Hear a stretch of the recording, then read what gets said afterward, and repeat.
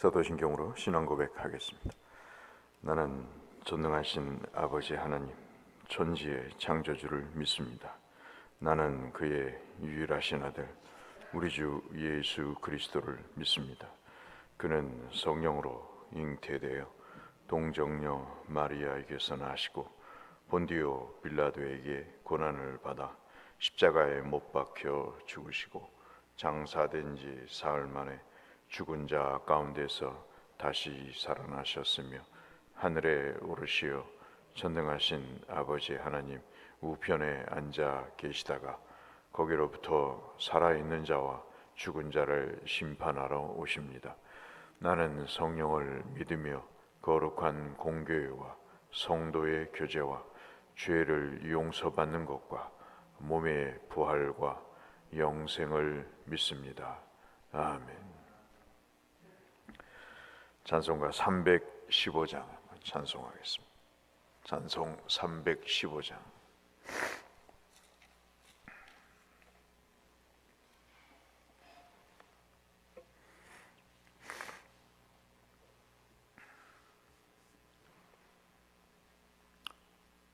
찬송 315장입니다. 내 주 되신 주를 참 사랑하고 곧 그에게 죄를 다 고합니다. 그 은혜를 주신 내 예수시니 이전보다 더욱 사랑합니다.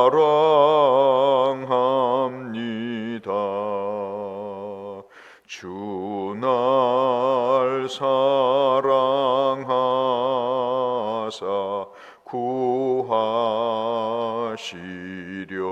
구하시려고 저 십자가 고난 당하셨도다.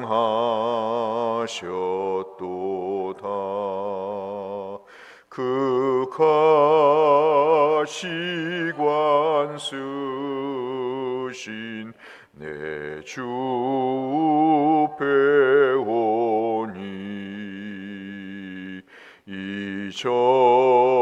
이전보다 더욱 사랑합니다. 내 평생에 힘쓸 그 큰 의무는 주 예수의 덕을 늘 기림이라.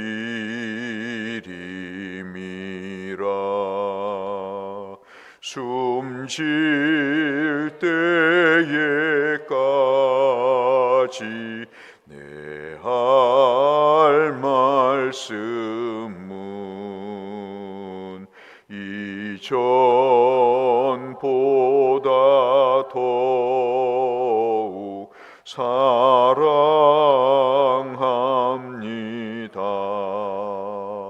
그 영광의 나라 나 들어가서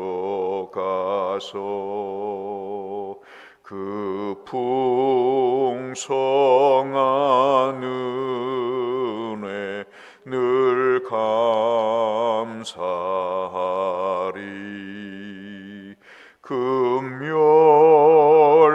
금멸유관 쓰고 나 찬송할 말 이전보다 더욱 사랑합니다.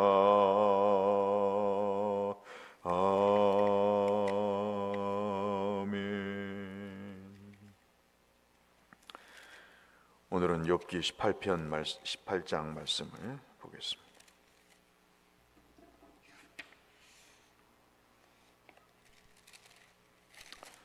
1절에서 마지막 21절까지의 말씀.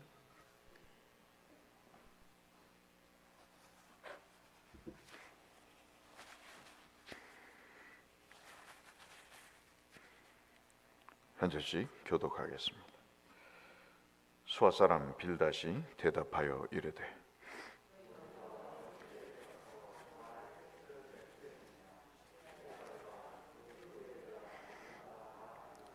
어찌하여 우리를 짐승으로 여기며 부정하게 보느냐.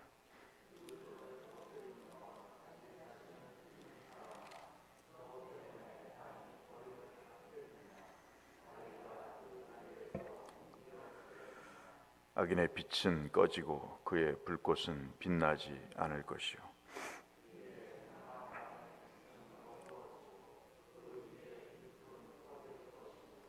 그의 활기찬 걸음이 피곤하여지고 그가 마련한 꾀에 스스로 빠질 것이라.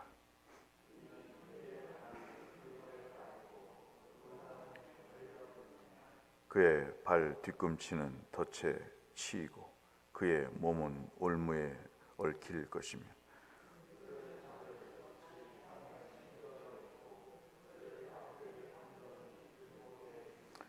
무서운 것이 사방에서 그를 놀라게 하고 그 뒤를 쫓아갈 것이며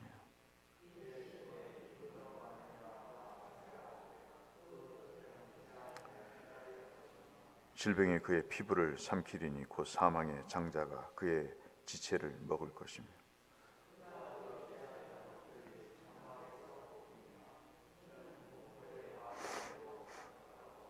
그에게 속하지 않는 자가 그의 장막에 거하리니 유황이 그의 채소에 뿌려질 것이며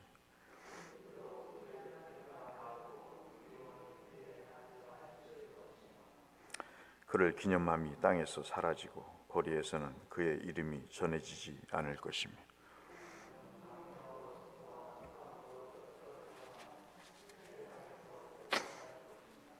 그는 그의 백성 가운데 후손도 없고 후에도 없을 것이며 그의 거하던 곳에는 남은 자가 한 사람도 없을 것이라.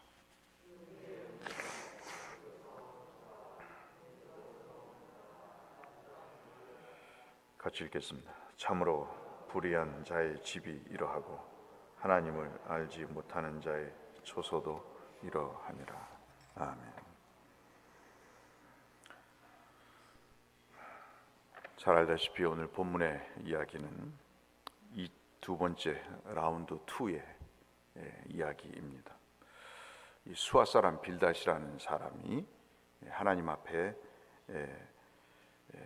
욥과 나눴던 이야기가 오늘 본문의 내용입니다.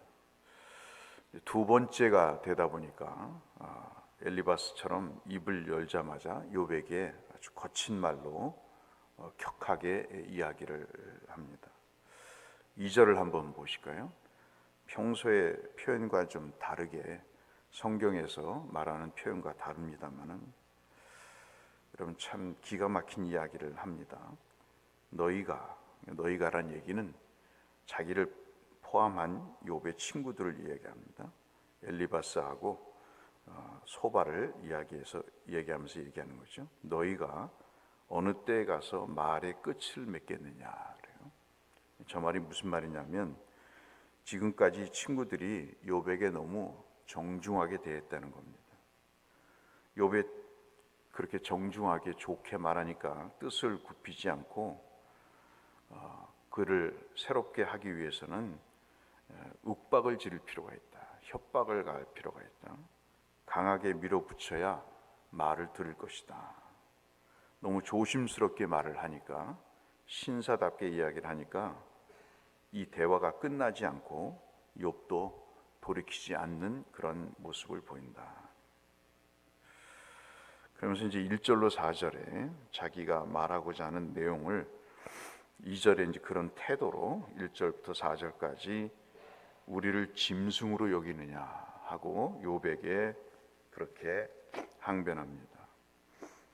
그러니까 욥이 자신의 말을 듣지 않는다고 완전히 분노하는 것이죠. 여러분도 그런 생각을, 그런 느낌이 있을 때가 있죠. 누가 충고를 주는데도 듣지도 않고 말을 듣지도 않고 그럴 때는 이제 화가 나죠. 빌닷이 이제 생각하기에는 자기 나름대로 이야기하기는 욥이 진심을 다해서 충고를 했는데 욥이 듣기에는 개 짖는 소리로 듣는다라고 생각했던 것입니다. 그래서 욥에게 이제 화살을 돌려서 빌닷이 이야기하기를 욥에 대해서 뭐라고 얘기했냐면 화가 치밀어서 제 몸을 갈기갈기 찢는 사람이라고 이야기합니다. 제가 이제 어렸을 때 그런 경험이 기억이 납니다. 국민학교 때인가요? 목동에서 아이들이 등교하고 나서 이제 하교하고 들판을 이렇게 걸어오는데 그때는 이제 뭐 책보따리가 가난해서 없어서 공화당 보자기로 이렇게 책을 싸서 대각선으로 이제 묶고 고무신은 들고 이렇게 다니는데 어떤 아이가 이렇게 장난을 걸었는지 하여튼 대판 싸웠습니다. 그러니까는 이 아이가 이제 전라도에서 올라온 아이인데 완전히 그냥 화를 내더니 그 고무신으로 애를 뺨을 때리고 이제 분이 차지 않으니까 완전히 자기 옷을 막 찢는 그러한 행태를 보였던 기억이 납니다. 참 무서웠던 친구다라고 생각이 되는데 지금 이제 욥에게 빌닷이 그렇게 이야기를 하는 거죠. 화가 치밀어서 제 몸을 갈기갈기 찢는 사람이다. 그렇게 이야기를 합니다. 새 친구가 조언을 해주었으면 그것을 감사히 받아들여야 되지 않냐. 나는 이럴 일을 당할 죄를 짓지 않았다고 저항할 것이 아니고 친구들이 3명이나 그렇게 네가 잘못됐다고 이야기를 하면 들어서 인간답게 사람답게 충고를 듣고 똑바로 살아야 되는데 너는 그 말을 왜 수용하지를 않느냐. 화가 머리끝까지 이제 오른 것이죠. 그러면서 이제 입에 담지 못할 이야기를 합니다. 여러분 5절부터 보면 뭐라고 되어 있냐면 이런 거죠. 대충 보면 지금 읽어보셨다시피 죄를 지음으로 인해서 재산이 없어졌다는 거예요. 또 하나 그 죄 때문에 네 자식들이 죽어갔다. 7남매가 이렇게 규정합니다. 그래서 죄를 인정하지 않기 때문에 너는 죄인이다. 이것이 이제 5절부터 21절까지의 내용의 핵심입니다. 5절 6절 한번 보실까요? 이 사람이 몇 가지의 비유를 들어서 욥을 평가를 합니다.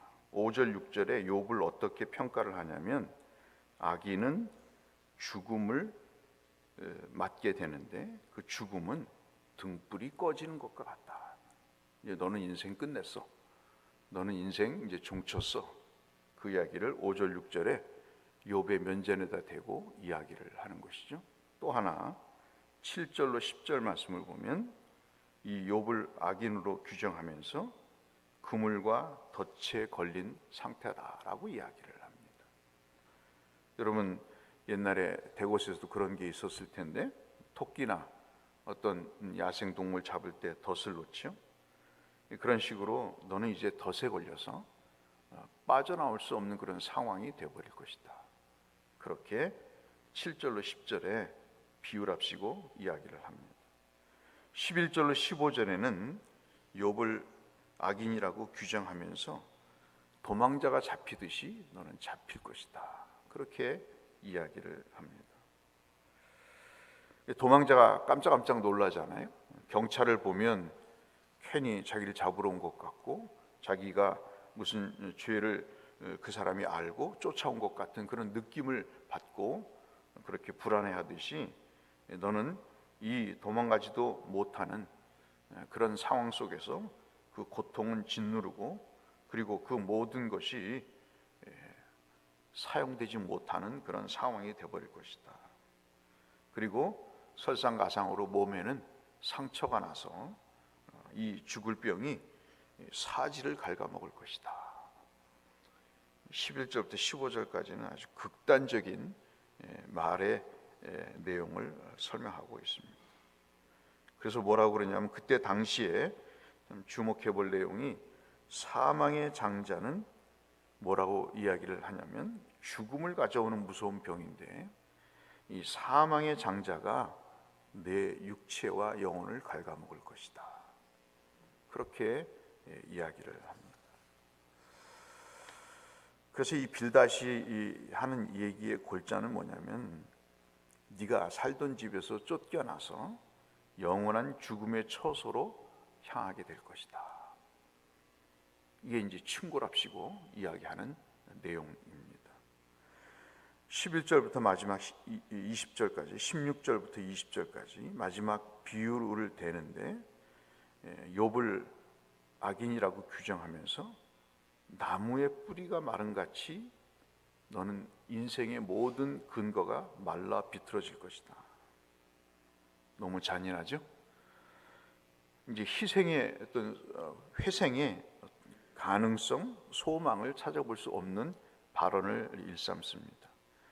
나무의 뿌리가 마르고 가지가 시들어 버림으로 인해서 이제 거기에는 나무가 있었는지 없었는지도 알 수 없는 그런 상태가 되어버린다는 것이죠. 자녀가 없어지고 후손도 없어지고 욥은 그렇게 멸망될 것이다 라고 이야기를 합니다. 그러면서 마지막 21절에 이 지금까지 20절까지 했던 내용의 결론이 21절입니다. 여러분 21절 한번 같이 한번 읽어보실까요? 빌닷이 어떤 의미에서 이야기를 하는지 이 말씀이 요약인데 같이 읽겠습니다. 참으로 불의한 자의 집이 이러하고 하나님을 알지 못하는 자의 처소도 이러하니라. 불의한 자, 하나님을 알지도 못하는 자. 이 네 가지의 비유를 이야기하면서 자신의 친구를 범죄자로, 하나님을 알지 못하는 자로 규정하고 정죄하고 있습니다. 오늘 제가 드리는 말씀은 사람이 어떤 선입관에 의해서 얼마나 그 선입관의 기초에서 말하는 것이 그 사람에게 얼마나 폭력적인가 하는 것입니다. 그것을 오늘 빌닷은 우리에게 여실히 보여주고 있는 것을 볼 수 있습니다. 이 말씀을 어제 묵상하고 며칠 전에 어떤 글을 봤더니 가정폭력에 대해서 통계가 나오더라고요. 옛날에 제가 봤던 것이 72.8%가 부모를 통해서 상처를 받는 것이다. 그렇게 나와 있는데 얼마 전에 통계청에서 통계를 낸 것을 봤더니 각 사회 분야에 걸쳐서 83%가 넘는 사람들이 가정에서 언어폭력으로 시달리고 있다. 가장 가까운 가족과 친구와 이웃에 의해서 정신적인 피해를 받고 있다. 10사람 중에 8사람 이상이 부모로부터, 친구로부터, 가까운 사람들로부터 폭력을 당하고 있다. 물론 그것은 이제 어떤 질문에 대한 답을 물어봤기 때문에 이야기하는 거겠죠. 거기에는 자기의 실수로 인한 또는 자기의 잘못으로 인한 것들은 이제 들어있지가 않죠. 나타나지가 않지만 좌우간 놀라운 것은 부모에 의해서 이렇게 언어 폭력으로 정신적인 그런 상처를 받고 성장하고 있다는 것은 굉장히 놀랄 일이 아닐 수가 없는 것이죠. 하루를 사시면서 우리 모두가 선입관이 가질 수 있습니다. 저 사람은 저런 사람이다. 제가 어떤 목사님의 설교를 들어봤더니 어떤 신학자가 그런 얘기를 한 적이 있어요. 나와 그리고 너입니다. 우리죠. 근데 요즘은 그렇지 않죠. 나와 그것, 저것, 저 인간, 저놈 그렇게 평가를 합니다. 뭐 사람이 없는 데서 무슨 이야기를 못 하겠어요? 그렇지만은 내가 아닌 다른 사람이 저것은 아니죠. 그렇지 않습니까? 내가 아닌 사람이 그것, 그놈, 그 인간, 그것은 아닌 것이죠. 그 사람도 나도 소중한 사람입니다. 욥이 얼마나 힘들었을까 하는 것입니다. 어떻게 네 인생의 자취가 완전히 없어질 것이다. 이제는 완전히 사라지고 그 인생의 흔적조차 찾아볼 수 없게 될 것이다. 아까 말씀드린 16절로 20절에 어디서 들었는지 나무의 뿌리가 마름이라는 비유로 그렇게 한 인생을 말로 짓밟을 수 있을까 하는 것이죠. 하루를 사시면서 아까 말씀드렸다시피 우리에게 선입관이 있을 수 있습니다. 우리에게 선지식으로 어떤 대상이나 사람에 대한 평가를 할 수 있겠죠. 그러나 그것이 그 평가가 그 사람에게 얼마나 말의 폭력이 될 수 있는가 하는 것들을 오늘 빌닷은 우리에게 보여주고 있다 하겠습니다. 하루를 사시면서 좀 칭찬하고 이해하고 그리고 배려하고 또 함께 아파해주는 그런 일을 통해서 그리스도의 법을 아주 작은 부분이나마 함께 성취해 가시는 저와 여러분이 되시기를 주의 이름으로 축원합니다. 거룩하신 아버지 하나님, 욥과 빌닷의 두 번째 이야기 중에 빌닷의 이야기를 들었습니다. 네 가지의 비유를 통해 욥을 죄인으로 규정하고 그 인생에 영원히 씻을 수 없는 악한 발언들을 네 가지의 비유로 하나님 퍼부었습니다. 결론적으로 그는 죄인이요 하나님을 알지 못하는 극악무도한 인간이라고, 이 땅에서 자취를 감춰버려야 될 그것이라고, 그놈이라고 평가해 버렸습니다. 하나님 아버지, 과연 욥이 그런 사람일까요? 설사 그런 죄를 졌어도 욥은 하나님이 사랑하시는, 그리고 빌닷도 하나님이 사랑하시는 사람입니다.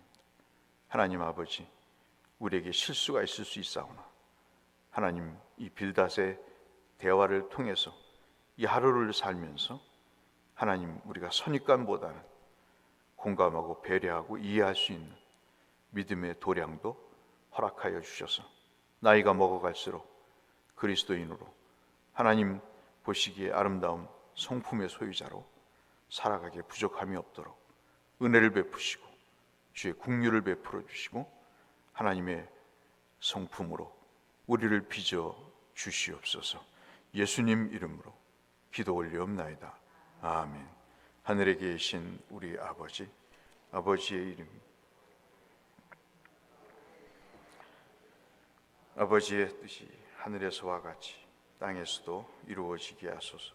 오늘 우리에게 일용할 양식을 주시고 우리가 우리에게 잘못한 사람 용서하여 준 것 같이 우리 죄를 용서하여 주시고 우리를 시험에 빠지지 않게 하시고 악에서 구하소서. 나라와 권능과 영광이 영원히 아버지의 것입니다. 아멘. 오늘 주님의 은혜로 형통하시고 건강하시고 또 환우들을 위해서, 성교사님들을 위해서 계속해서 기도해 주시기를 바랍니다. 함께 기도하며 주 앞에 나가겠습니다. 아버지 하나님, 감사합니다. 오늘도 생명을 주시고 은혜를 베푸시니 감사합니다. 믿음의 주에 온전케 하시는 예수를 바라보는 하루가 되게 하여 주시고 하나님의 뜻을 따라 우리의 마음걸음, 발걸음, 눈길을 옮겨다니 주님의 그 믿음의 길을 걸어가는 하루가 되게 하여 주시고 우리의 기억 속에 중보해야 될 연약한 식구들, 환우들, 하나님 아버지 경제적으로 어려운 성도들, 믿음으로 성장해야 될 식구들 주님 기억해 주시고 특별히 구원받아야 될 영혼들을 주님 기억하셔서 저들의 삶에 새로운 전환기가 마련되게 하여 주시고 특별히 하나님 우리 성교사님들을 기억하셔서 저들의 삶에 하나님의 기쁜 열매와 결과들이 있도록 주여 도와주시고 생존의 위협에 노출되지 않도록 하나님께서 모든 정치적인 상황, 경제적인 상황 속에서 불안한 사회적인 현상 속에서 저들을 구원해 주시고 저들이 하나님 사역하기에 부족함이 없도록 은혜를 베풀어 주시옵소서.